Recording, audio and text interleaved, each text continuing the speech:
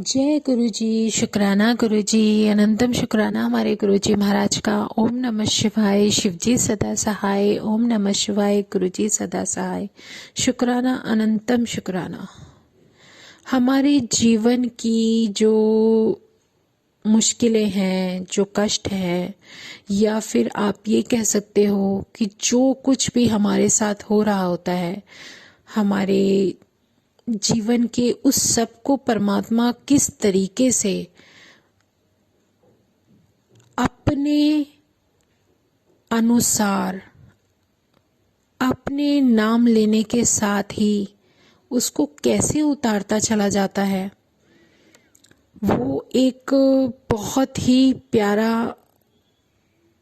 तरीका होता है जिसे समझ हम बाद में सकते हैं। एकदम से कुछ भी समझ में नहीं आता। आपके जीवन में कुछ भी हो, कोई भी कष्ट है, नेगेटिविटी है, कुछ भी है, जो कुछ भी है, हमें कुछ नहीं पता आगे आने वाले समय में क्या होने वाला है, लेकिन वो जानते हैं। वो हमें पहले से ही इतना इम्यून कर देते हैं, इतनी स्ट्रांगनेस दे देते हैं, हमारी सोल को इतना प्योर कर देते हैं कि वहाँ पर सिवाय परमात्मा के सिमरन के और कुछ रहता ही नहीं है। और जहाँ परमात्मा खुद वास करने लगे, वहाँ इन चीज़ों का असर हो ही नहीं सकता। ये उसकी मेहर है, उसकी कृपा है। किसी के करने से कुछ नहीं होता। हर कोई आपके अच्छे होने से या आपके जीवन में कुछ अच्छा होने लगता है तो उससे ज़रूरी नहीं कि हर कोई खुश होगा। लेकिन हमें इस बारे में नहीं सोचना। हमें सिर्फ ये देखना है कि हमारे जीवन में जो जर्नी चल रही है, जो कुछ भी चल रहा है, उसके अनुसार हमें किस तरीके से आगे बढ़ना है। मुझे सत्संग याद आ रहा है जो गुरुजी ने मुझे विजन में याद दिलाया कि जब मेरे सिमरन के बाद जो कुछ भी या मेरे ऊपर थी या मेरे अंदर जो भी हम मुझे परेशान कर रही थी, जो नेगेटिविटी थी, उसको कैसे परमात्मा ने बाहर निकाला। जब भी सिमरन के बाद जैसे दिया करती थी ना, ये बहुत पहले की बात है संगत जी, बहुत पहले की। इसको लगभग 1.5 साल हो गया होगा, लेकिन याद आ रहा है तो शेयर करना ज़रूरी बनता है। मैं दिया करती थी तो दिया करने के बाद इतना काला धुआं निकलता था उसके अंदर से, और इतना ज़्यादा होता था कि मतलब समझाना भी मुश्किल है। ऐसा लगता था जैसे मैं रोज़ अपने घर में हवन कर रही हूँ।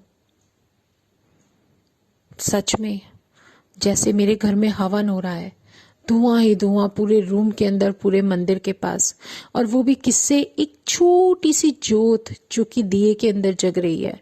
और दिया भी मेरा इतना छोटा और इतनी बारीक मैं बनाती थी कि बिल्कुल भी मतलब मोटा ना हो कि जो बड़ी अजीब सी लगती है। हाथ से बनाकर बिल्कुल बारीक सी जोत बना रही हूँ ताकि वो काफी देर तक ज्वलित रहे।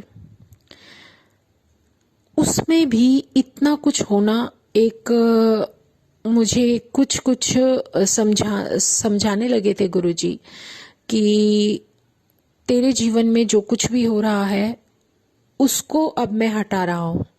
अब वो प्रक्रिया शुरू हो चुकी है, उसमें तुझे डरने की कोई ज़रूरत नहीं है। तेरी प्रोटेक्शन के लिए मैं हूँ। अब वो सब बहुत हो गया, अब उससे छुटकारा ही दिलाना है। लेकिन इसमें कितना समय लगेगा वो मुझे भी नहीं पता, वो मेरे परमात्मा जानते हैं।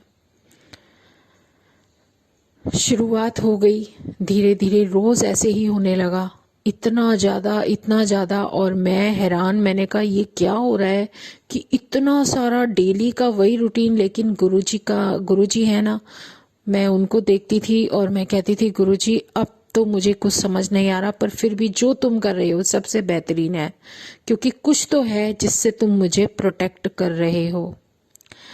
एक दिन इतना ज़्यादा वो होने के बाद दिए में से वो छोटी सी जोत भी इतनी ज़्यादा भड़क रही थी कि जो प्लेट थी, जो दिए के नीचे जो मेरी ओमकार की जो प्लेट थी जिसके ऊपर मैं दिया रख के जोत करती हूँ, उस टाइम जो किया था, उस वक्त की बात बता रही हूँ कि वो इतनी गर्म हो जाती थी ना कि एक दिन मैंने देखा कि जो मेरा मंदिर का वुड है वो भी बिल्कुल जो आगे निकल जाता है ना सेंटर में से, उसके ऊपर प्लेट होती थी, प्लेट के ऊपर दिया इतना गर्म हो गया कि मुझे लगा, स्मेल सी आई जलने की, कि वो प्लेट जो नीचे थी ना, वो इतनी मोटी प्लेट थी, वो भी इतनी तेज गर्म कि जो नीचे की वुड है, आप इमेजिन करो कि वो वुड भी मेरी पूरी जल गई, ब्लैक हो गई, उसकी भी खुशबू मुझ तक आ गई।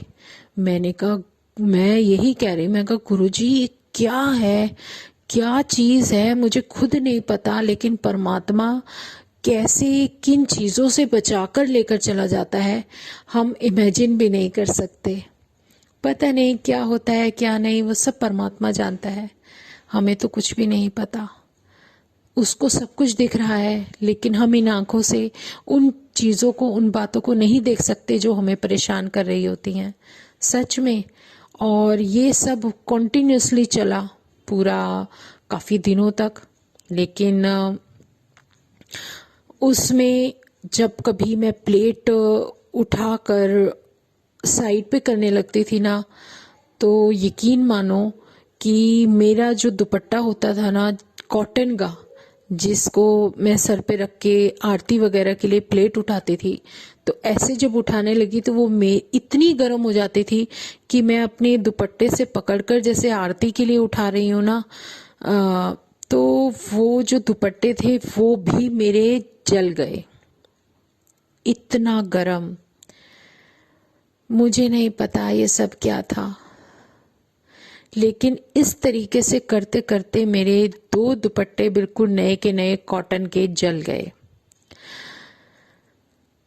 समझ में तो आ रहा था कि कुछ तो है जो मुझे नहीं दिखता, जो परेशानियां मेरी शुरू से, शादी के बाद से जो भी चलती आई हैं, वो क्यों है, क्या है कारण, मुझे नहीं पता। लेकिन वो भगवान है ना, उससे तो कुछ छुपा नहीं है, वो तो सब जगह देख सकता है, उसकी नजरें चारों तरफ हैं।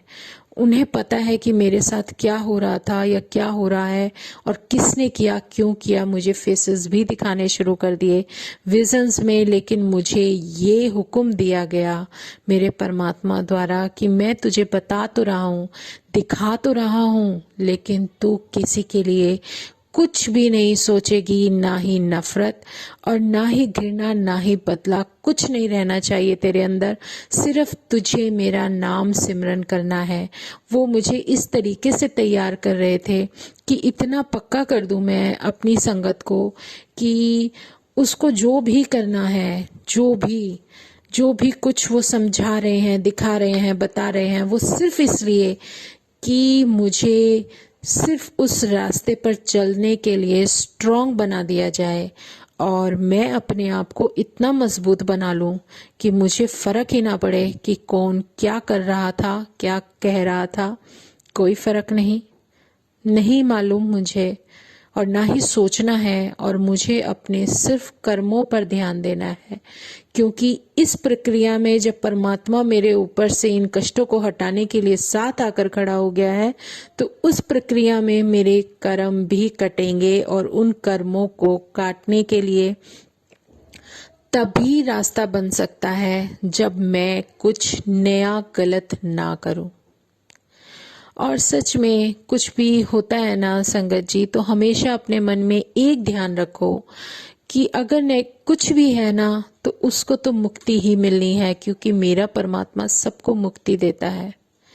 मेरे जीवन में जितने भी सत्संग हो रहे हैं, जब उसकी कृपा होगी, जब वो मुझे हुक्म देगा, तो मैं वो सारे के सारे सबको शेयर करूंगी, बताऊंगी कि देखो प्रभु कैसे कल्याण कर देते हैं।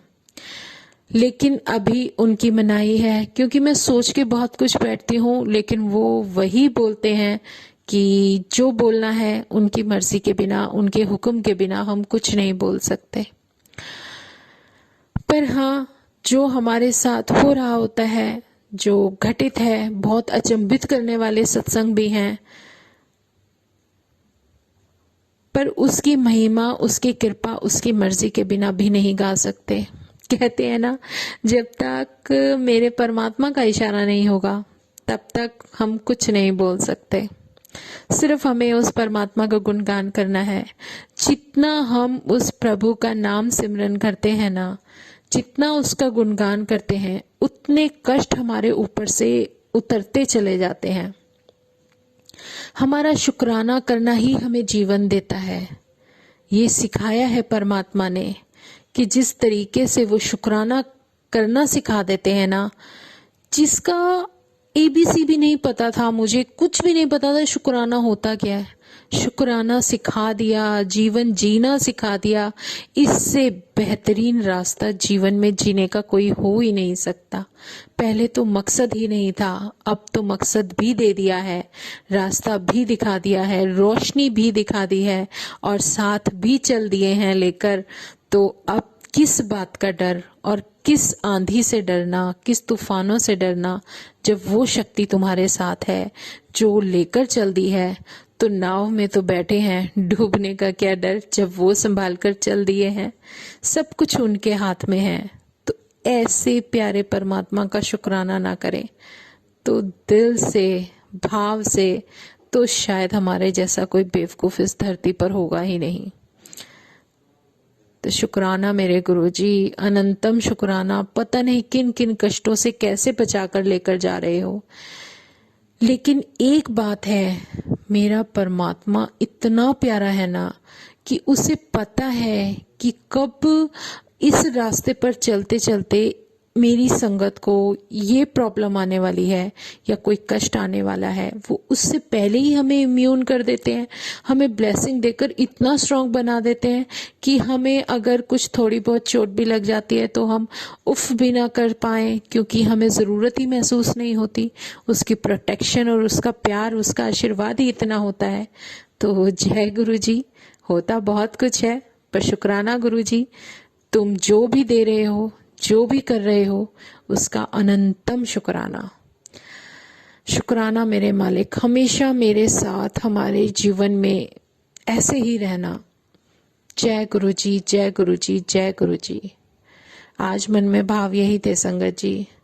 तो शुक्राना मेरे गुरु जी महाराज। ओम नमः शिवाय, शिवजी सदा सहाय। ओम नमः शिवाय, गुरुजी सदा सहाय।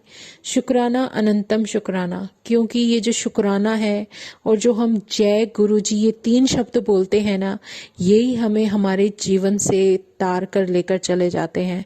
इससे बेहतर कोई हमारे लिए सहारा इस धरती पर तो है नहीं। इस कलयुग में होते हुए उसके किसी और के नाम का, किसी और के साथ का एहसास होने की भी जरूरत नहीं होती।